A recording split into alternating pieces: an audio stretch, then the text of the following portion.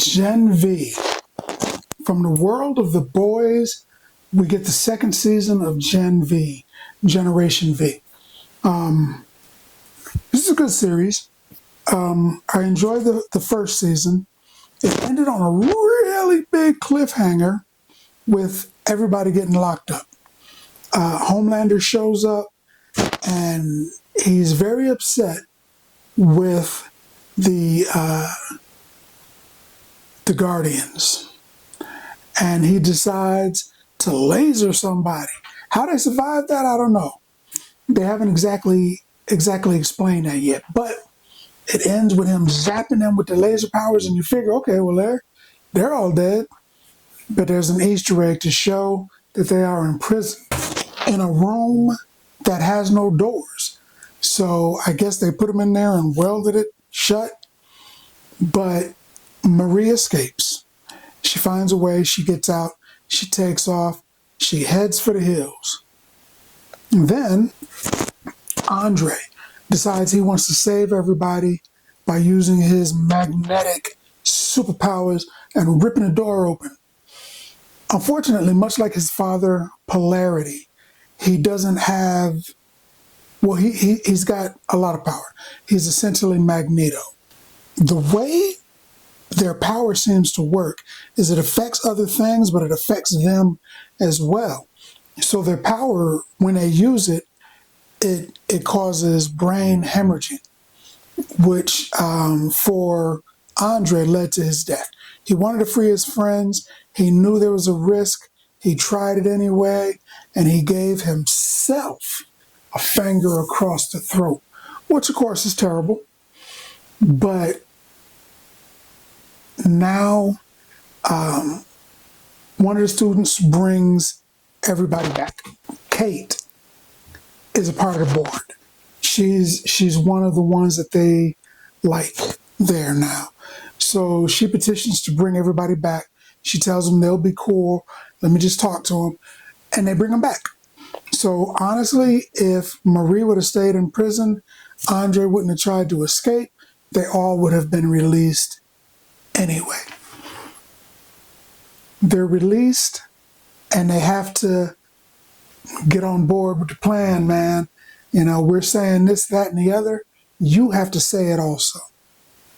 So they want to get out. So they say, Justin gets out and they really don't like that they have to kind of bow down to the system, but they would rather do that than be locked up. So there's that. But Emma, Little Cricket, doesn't fully want to be on board with that. So to start off with, they gave us 3 episodes, which was great. Emma doesn't really want to be a part of that. So she wants to fight the system, man, tear it down, man.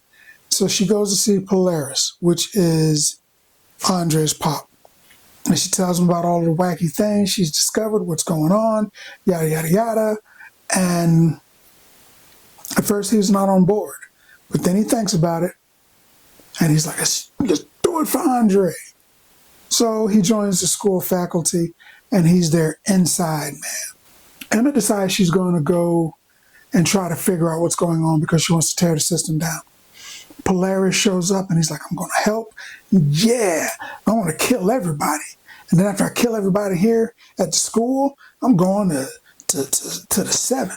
I'm going to kill all of them. I don't know how strong he thinks he is, but he wasn't going to do that. Maybe he would have got a couple of them, but he wasn't killing Homelander by moving some metal around. Even if he could move the metal in Homelander's blood, I'm pretty sure Homelander would have killed him before he'd have done any real damage. Black Noir probably could have killed him before he did any real damage. So he was pretty much upset and he was on a suicide mission, but she talks him out of it. Emma talks him out of it. And he decides, yeah, we'll do it. We'll do it your way. I'm the adult, but we'll do it the way the kids want. It's a kid's show. So you got to follow the kids. It's like Scooby-Doo. They're going to Scooby-Doo this thing. Which brings me back to Emma. not only is she trying to figure out what's going on here, but she has her own side mystery. One of the soups is terrorizing one of the people one of the humans that work on campus. So she's got to figure out who it is. Things just keep appearing. This poster keeps appearing on this woman's wall where this human is working, and the soups have all threatened to do horrible things to her if she keeps doing it. And she doesn't know what's going on. She doesn't know what's happening. What's going on? What's going on? She doesn't get it. So Emma's like, she's standing there. She's like, this is a conundrum. And then the girl snatches the board down, and then poof, it appears again. So Emma's like, that's weird. So either it's a teleporter, a speedster, a chameleon, or someone that's invisible. There's probably some other answers as well, but that's what she came up with. So that's her thing, trying to figure out what's going on. This season started with a lot of gratuitous violence, which is really, one of the things I dig about this show. They didn't have a problem swinging for the fences, man. Gratuitous nudity, gratuitous violence, some extra violence, and on top of that, they sprinkled a little violence. And I was like, oh, okay, all right, okay, I'm in for that. It seems pretty good so far and very reminiscent of last year. I'm sure that it is going to lead us into the new season of The Boys. The cast is essentially the same, except for Andre, the actor that played Andre. Unfortunately, that gentleman has passed in real time, in real life. He's like the third superhero to pass in real life in the last few years. But they figure out a way to say he's gone in the show. It's done tactfully. It's done in a way that it adds to the show and it doesn't diminish his contribution to the show. Overall, it's a pretty good show. They hinted it before, but they're hinting that Marie could potentially be more powerful than Homelander. Now, here's what I'm thinking. You had Stormfront originally, and then they went above her, increased the dosage, changed the formula, threw some sugar and spice, whatever they had to do, and they made Soldier Boy.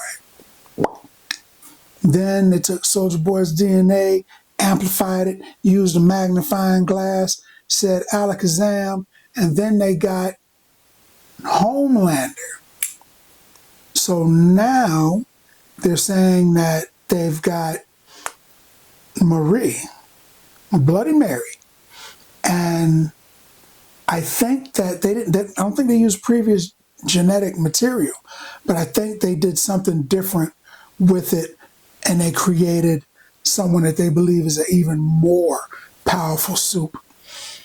And I mean, she controls people. She's basically like the last airbender. She's a bloodbender, and she can use the blood as whips, and she can make knives, and she can grab people and use it as solid thingamabob. She's basically Green Lantern, but blood instead of Green Lantern energy. And she's making stuff, but she always cuts herself so she can get some blood out of her body, or she hits people and they get a bloody nose and she uses their blood. I always wondered, why doesn't she, I believe his name, it wasn't Sakura, but one of the guys on the Naruto show that carried the sand on his back. I'll throw his name across the screen. He was a sand bender, basically, but just in case he was someplace where there was no sand, he carried a great big bucket of sand with him, which made sense. The guy on the X-Men, one of the villains, Pyro, he can't create flame, but he can control it. And he carried a lighter with him, probably got a couple lighters in his pocket, really. And once all he needed was that small flame, he could magnify it, control it, turn it into stuff. he carried it with him. Now, she probably can't carry a great big bucket of blood around, but those little containers that they have at the blood bank, I don't know, it just seems like she would have something similar. You know, instead of stabbing herself in the palm of her hand all the time, draining her own blood to fight people, seems like that would weaken her a little bit. But her powers have increased. Last season, she was able to detect somebody that was invisible by feeling where their blood was at. She controlled somebody from throwing a punch because she controlled the blood in their arm. I'm thinking why can't you control the blood in your arm? Maybe pull a little bit out through the skin. I don't know what she can do. You know, but I got a bunch of ideas. It's got to be more than just making whips and stuff from blood. You know, if she's got powers like Victoria Newman, Victoria Newman was blowing people's heads up. And they hinted that it was the exact same power. But Newman was scared, or at least she had plans that preceded, that went beyond her killing Homelander, because Homelander sold her. He told her, he's like, yeah, try your powers on me. Go ahead. Pop my head. And he wasn't scared. I mean, since he was a little kid, there has been nothing on Earth. And they said they've tried everything, so they must have tried nukes. There's nothing on Earth that has been able to stop him, including Soups. So he wasn't scared, but she was either scared to try it or she had plans for him in the future, but she didn't do it.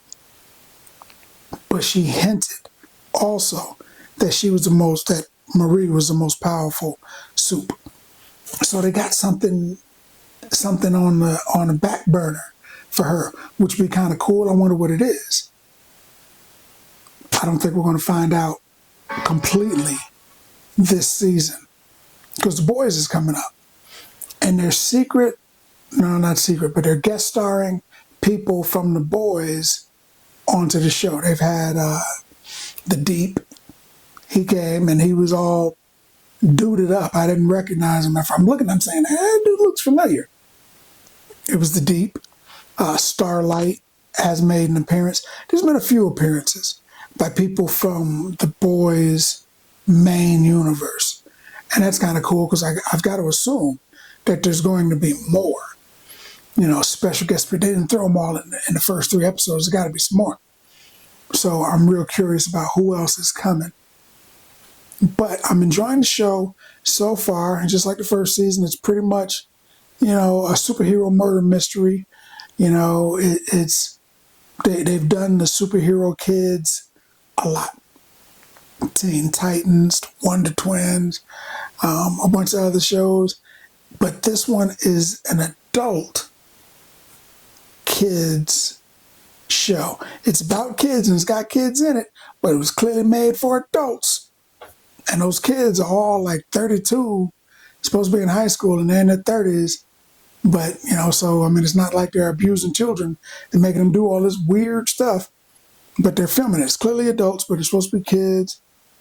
And it's a good show, man. So far, it's a good show. I'm really looking forward to the next season. I'm curious. But season 1, 2, 3 of Gen V, the second season, I would give that show